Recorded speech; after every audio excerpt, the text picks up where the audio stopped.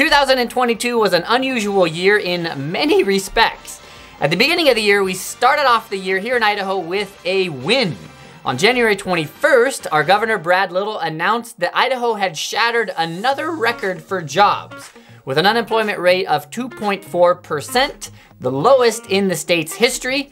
We were in the top 5 states for the lowest unemployment rate in the country. On February 3rd, we got more good economic news here in Idaho.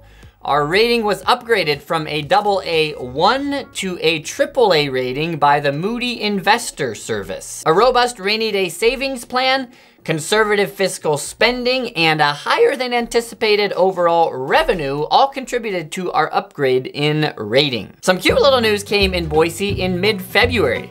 On February 17th, a cotton-topped tamarin was born in the Boise Zoo, weighing in at a total of 1.5 ounces. Which was even less than my daughter weighed when she was born. But those rays of sunshine quickly turned to clouds on February 24th when Vladimir Putin invaded Ukraine and set the world on edge. Of course, it wasn't exactly a surprise for the rest of the world. Most of us already knew that Biden's policy regarding the Nord Stream 2 pipeline would embolden Vladimir Putin to invade Ukraine, and that's exactly what he did. But what did surprise everyone is that the war continued throughout the rest of the year and is still ongoing as of December 31st, 2022. But throughout the war, Idaho has played a role in trying to put an end to this conflict. Our very own Senator Jim Risch is the ranking member of the Senate Foreign Relations Committee, and he has been advising the president and introducing legislation to try and put an end to this nasty war. Now, since Biden took office, Idaho police officers have been talking nonstop about the increasing fentanyl problem that we're seeing here in our state. These are numbers that we have never seen before. This massive increase in fentanyl overdoses that we're seeing here in Idaho is a direct result of the open border with Mexico.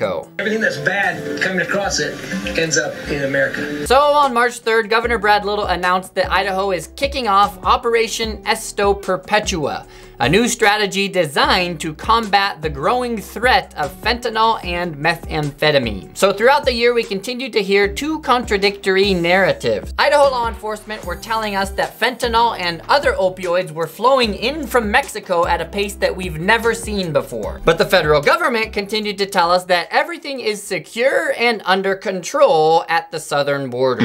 Also in March, BSU won for the first time ever the Mountain West Men's Basketball Tournament. In arguably their best season ever, they wound up continuing on to the NCAA March Madness Tournament. Go Broncos! In mid-April, Idaho engaged in a bit of federal politics. On April 12th, the state joined a lawsuit challenging the Biden administration's desire to revoke Title 42. This is a statute that allows the US to expel immigrants back to Mexico or their home country while their application is pending. Again, the reason Idaho even cares about the southern border is because of the unprecedented number of drugs that have been trafficked from Mexico into our state. Monthly tax revenues exceeded $1 billion for the first time ever in our state in April. The forecast was $574 million, but Idaho ended up taking in $1.2 billion, double that which was forecasted. And that put us on track to achieve a $1.3 billion surplus for this fiscal year, which we achieved. And in fact, we actually achieved more than that. We ended the fiscal year with a $1.4 billion surplus here in the state. More good news came on May 18th when Idaho announced that for the first time in 40 years, the government wouldn't borrow money to support state cash flow. Kinda weird, the state actually balanced the budget? And so with all of this positive fiscal news, Idaho actually decided to give back some of its surplus revenues. Throughout the next several months, every citizen in Idaho received $300 from the government. So by year's end, Idaho was ranked the #1 state for economic momentum, the #1 top growing state driven by tax policy, and Governor Brad Little was ranked the 8th most popular governor in the United States. But while things were going well here in Idaho, the federal government was in a huge self-inflicted mess. Inflation spiraled out of control and the federal government aggressively began raising the target interest rate over the next several months. This, of course, led to a spike in the mortgage interest rate like we've never seen.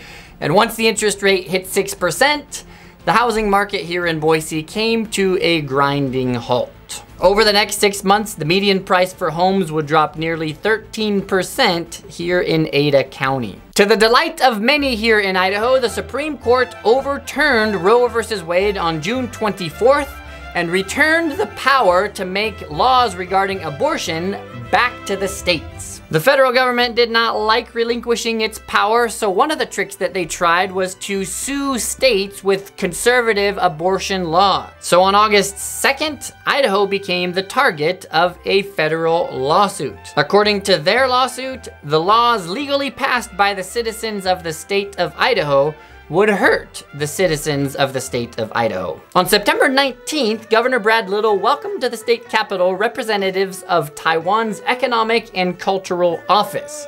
In that meeting, Taiwan agreed to purchase $576 million worth of US wheat over the next 2 years. And most of that wheat is going to come from Idaho. In fact, Taiwan is Idaho's second largest export market. Sparks began to fly in the Boise Police Department in September.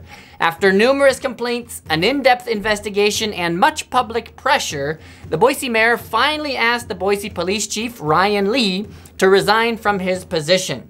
According to the allegations, the police chief had seriously injured a police officer's neck in a demonstration and had managed the department within an environment of fear. Some expected news came on November 9th when Governor Brad Little won his re-election campaign for governor here in Idaho. Little won the state with 60.5% of the vote. His Democratic challenger took 20.3%, and the independent candidate took 19.2%. And the governor's mandate for his second term in office is invest in education and defend family, faith, and freedom. Not a bad platform if you ask me. In November, we got a bit of surprising news in the Boise housing market. For the first time since 2014, Ada County saw a year-over-year loss in the median price of homes. With a 2.4% drop in median price year over year, this was yet another sign that the Boise housing market had hit the brakes. So overall, Idaho had a strong economic year, but the irresponsible policies of the federal government certainly had an effect on life here in Idaho. The housing market took the brunt of most of those bad policies, but looking into next year, personally, I'm optimistic about what 2023 will bring.